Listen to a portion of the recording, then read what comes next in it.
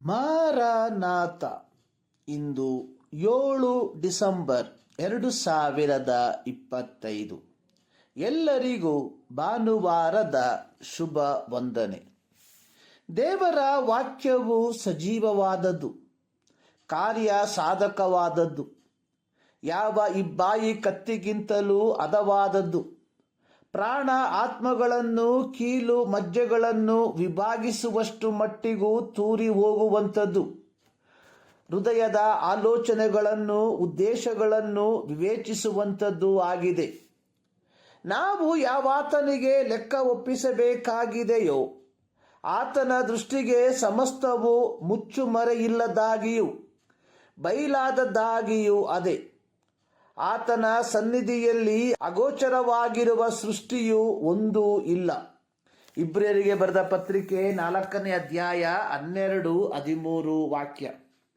ಮನುಷ್ಯರಾದ ನಾವುಗಳು ಹಲವು ವಿಧವಾದ ರೀತಿಗಳೊಂದಿಗೆ, ಕಲಿಸುವಿಕೆಗಳೊಂದಿಗೆ, ಅಭ್ಯಾಸಗಳೊಂದಿಗೆ ಹೊಂದಾಣಿಕೆಯನ್ನು ಮಾಡಿಕೊಂಡು ನಮಗೆ ಆರಾಮದಾಯಕ ಜೀವಿತವನ್ನು ಜೀವಿಸುವುದಕ್ಕೆ ಇಷ್ಟಪಡುವಂಥವರಾಗಿದ್ದೇವೆ.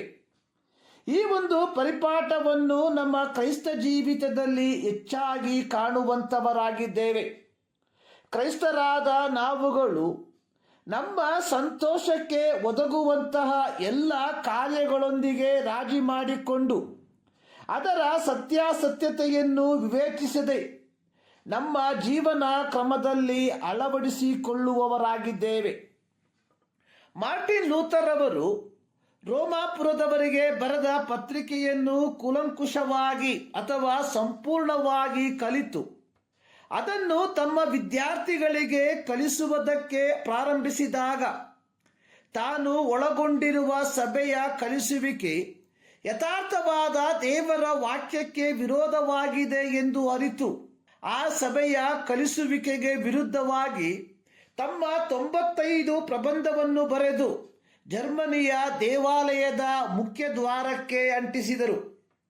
ಮಾರ್ಟಿನ್ ಲೂಥರ್ ಅವರ ಈ ಒಂದು ನಡೆಯು ಅಂದಿನ ಸಮಾಜದಲ್ಲಿ ಒಂದು ವಿಧವಾದ ಅಸಹಿಷ್ಣುತೆಗೆ ಕಾರಣವಾಗಿ ಮಾರ್ಪಟ್ಟಿತು.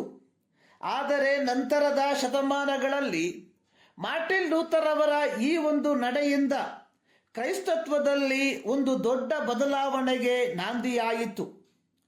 ಮಲಾಕಿ ಪ್ರವಾದಿಯ ಕಾಲದ ನಂತರ ದೈವೋಕ್ತಿಯು ಸಂಪೂರ್ಣವಾಗಿ ನಿಶ್ಚಲವಾದ ಕಾಲ. ಸುಮಾರು 400 ವರ್ಷಗಳ ಕಾಲ ಯಾವ ದೈವೋಕ್ತಿಯೂ ಲಭ್ಯವಾಗಿರಲಿಲ್ಲ. ಹೀಗಿರುವಾಗ ಅಬಿಯನ ವರ್ಗಕ್ಕೆ ಸೇರಿದ ಜಕರ್ಯನೆಂಬ ಯಾಜಕನು ತನ್ನ ಸರದಿಯ ಪ್ರಕಾರ ದೇವಾಲಯದೊಳಗೆ ಹೋಗಿ ಧೂಪವನ್ನರ್ಪಿಸುತ್ತಿರಲು ಧೂಪದ ಬಲಗಡೆಯಲ್ಲಿ ಕರ್ತನ ದೂತನು ಕಾಣಿಸಿಕೊಂಡು ಜಕರ್ಯನಿಗೆ, ನಿನ್ನ ವಿಜ್ಞಾಪನೆಯು ದೇವರಿಗೆ ಮುಟ್ಟಿತು. ನಿನ್ನ ಹೆಂಡತಿಯಾದ ಎಲಿಸಬೇತಳು ನಿನಗೆ ಒಬ್ಬ ಮಗನನ್ನು ಹೇರುವಳು. ನೀನು ಅವನಿಗೆ ಯೋಹಾನನೆಂದು ಹೆಸರಿಡಬೇಕು.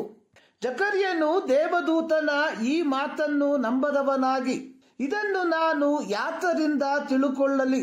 ನಾನು ಮುದುಕನು, ನನ್ನ ಹೆಂಡತಿಯು ದಿನ ಹೋದವಳು ಎಂದು ಹೇಳಿದಕ್ಕೆ ದೇವದೂತನು ಜಕರ್ಯನಿಗೆ, ನಾನು ದೇವರ ಸನ್ನಿಧಿಯಲ್ಲಿ ನಿಲ್ಲುವ ಗಬ್ರಿಯೇಲನು. ಈ ಶುಭ ವರ್ತಮಾನವನ್ನು ನಿನಗೆ ತಿಳಿಸುವುದಕ್ಕಾಗಿ ಕಳುಹಿಸಲ್ಪಟ್ಟಿದ್ದೇನೆ.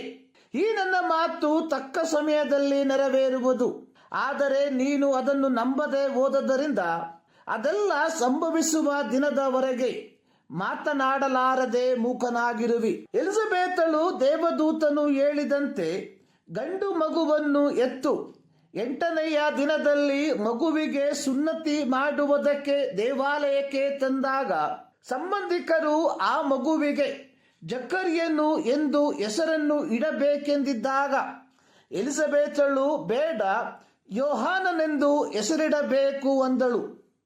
ನಂತರ ಅವರು ಜಕರ್ಯನ ಬಳಿಗೆ ಮಗುವಿಗೆ ಏನು ಹೆಸರಿಡಬೇಕು ಎಂದು ಸನ್ನೆ ಮಾಡಿ ಕೇಳಿದಾಗ ಜಕರ್ಯನು ಒಂದು ಹಲಿಗೆಯನ್ನು ತರಿಸಿಕೊಂಡು ಅದರಲ್ಲಿ ಯೋಹಾನನೆಂದು ಬರೆದನು. ಕೂಡಲೇ ಅವನ ನಾಲಿಗೆ ಸಡಿಲವಾಗಿ ಅವನು ಮಾತನಾಡುವ ಶಕ್ತಿಯುಳ್ಳವನಾಗಿ ದೇವರನ್ನು ಕೊಂಡಾಡಿದನು.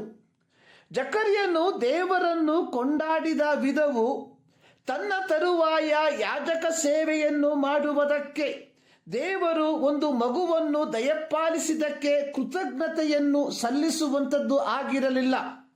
ಬದಲಿಗೆ ತಂದೆಯಾದ ದೇವರು ಲೋಕರಕ್ಷಣೆಗಾಗಿ ತನ್ನ ಕುಮಾರನಾದ ಯೇಸು ಕ್ರಿಸ್ತನನ್ನು ಮಸ್ಸಿಯನನ್ನು ಕಳುಹಿಸುವ ಮುಂಚಿತವಾಗಿ ತನ್ನ ವೃದ್ಧಪ್ರಾಯದಲ್ಲಿ ಹುಟ್ಟಿದ ಮಗನನ್ನು ಮಸ್ಸಿಯನಿಗಾಗಿ ದಾರಿಯನ್ನು ಸಿದ್ಧ ಮಾಡುವುದಕ್ಕಾಗಿ ಕಳುಹಿಸಿದ್ದಾನೆ ಎಂದು ದೇವರಿಗೆ ಕೃತಜ್ಞತೆಯನ್ನು ಸಲ್ಲಿಸುವುದು ಆಗಿತ್ತು.